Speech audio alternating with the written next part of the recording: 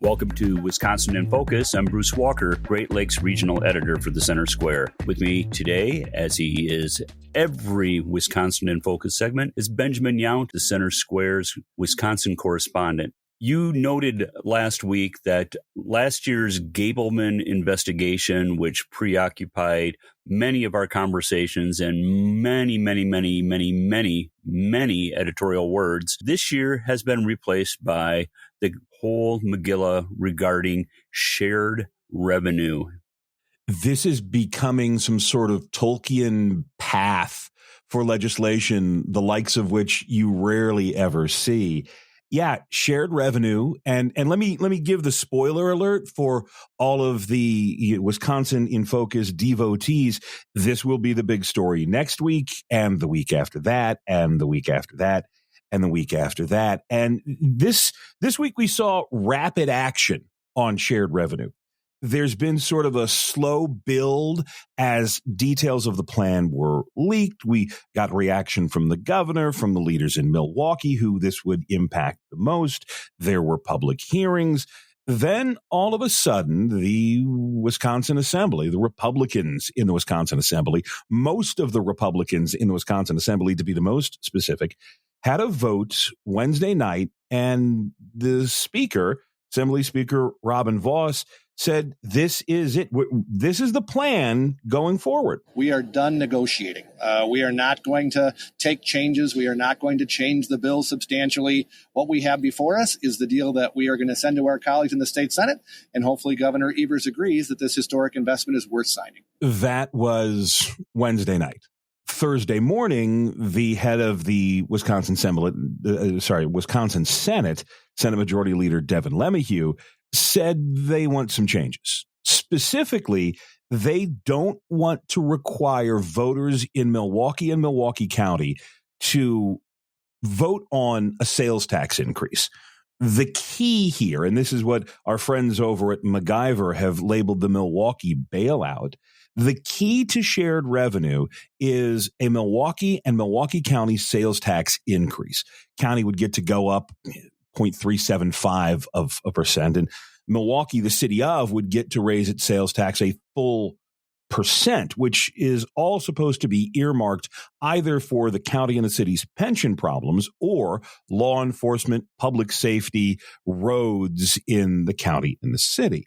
The plan from the Assembly requires voters to sign off. This would have to go to a referendum. The plan that is being percolated in the Senate would not. LeMahieu seems to want to rather, instead of taking the question to voters, simply take the question to Milwaukee County government leaders, the County Board of Supervisors or Milwaukee's Common Council. Vos on Wednesday said that they had suggested that plan, a unanimous vote from city and county leaders, and the tax could go into place. But Vos said the mayor of Milwaukee backed away from that because of fears that it wouldn't pass. LeMahieu shares the fears of Milwaukee's mayor that a tax vote would not pass, so they want something else. Just what, we don't know yet. Public hearings are coming next week. The best perhaps shot, elbow, reminder, as I put it in the story that we just filed over at Center Square, was a reminder from LeMahieu, who, let's keep in mind, is the top Republican in the state Senate, to Vos, the top Republican in the state Assembly. And the quote is, there are two houses in the state legislature. We're going to do our due diligence. We're going to make sure we have a bill that at least all of the stakeholders can get behind. And if the Assembly at some point refuses to take up that bill, a bill that was going to make generational changes to townships, counties, municipalities all around the state, he is going to have to answer to his caucus. I wish I had that on tape, but just a little bit of the reportorial behind the scenes. They didn't give us much of a heads up that there was going to be a news conference Thursday morning. Vos anticipated that question and gave an answer preemptively Wednesday night. In the legislative process, you can negotiate yourself to death, right? You can never stop negotiations. But we feel like 6 months worth of time was enough negotiations. Now it's time to act. We want to get this across the finish line because we have the rest of the budget to do. I want to focus on what our tax cuts are going to be, how much we're going to invest in schools, how are we going to deal with corrections. There's a lot of other issues that are super important, and that's why we wanted to move this one off the table onto the next ones that are really important for the people of the state too. Here as we sit on this, the second Thursday of the shared revenue discussion with Republicans in disagreement, not Republicans and Democrats, not the legislature and the governor, but Republicans in disagreement. So basically what this amounts to is a mid-season finale where we have to stay tuned for a couple of months to find out what really happens to JR and who shot him. Correct? Going all the way back with the reference. Yeah, this is the intra-party fight. And this is something that's been building. There's always a little bit of resentment between the gentleman's chamber, the Senate, and the people's house, the assembly. That's true in any state. That's true in Congress. That's true anywhere. But this is something that we have not seen in a while in Wisconsin. Remember, Governor Evers, for his first 4 years, the conflict was between the legislature and the government, or the legislature and the governor himself. Governor Evers here says he remains optimistic. I think the governor sees Devin LeMahieu and the Senate as a better vehicle to get what he wants. So do Milwaukee County leaders, by the way. They're all about not having to take this tax hike to the voters. The interesting wrinkle, and you heard it there at the end of the Vos soundbite, is that there's lots of other stuff to be done. We haven't approached finalizing a state budget.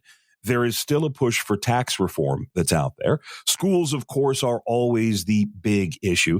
And we've got the Brewers Ballpark Stadium, or the Brewers Ballpark funding deal hanging out there as well. This piece of shared revenue is not part of the budget.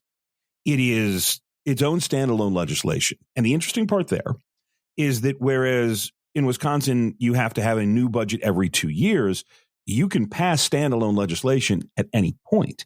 And so there is no drop dead date on this. There is no, if we don't get it done by X, then Y. Milwaukee is worried about going insolvent here in the next year or so, but there is some time, and time's really going to be the only thing that tells how this ends up. Any last thoughts on this, Ben? This is going to be one of the most interesting tests for Republicans. That Senate Majority Leader Devin LeMahieu is trying to define his identity.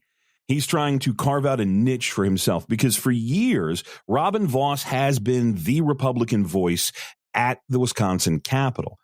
He led the Republican reforms during the Scott Walker years, and since it has been Vos. You have seen some little flashes, a snapshot here and there of the Senate wanting to do its own thing. Abortion legislation before the election is one example. But this has some stakes. Lots of people want to see $500 million in shared revenue. And so to put this in jeopardy, it's interesting. Listeners can keep up with this story and more at thecentersquare.com. I'm Bruce Walker, Great Lakes Regional Editor for the Center Square. Please subscribe, and thank you for listening.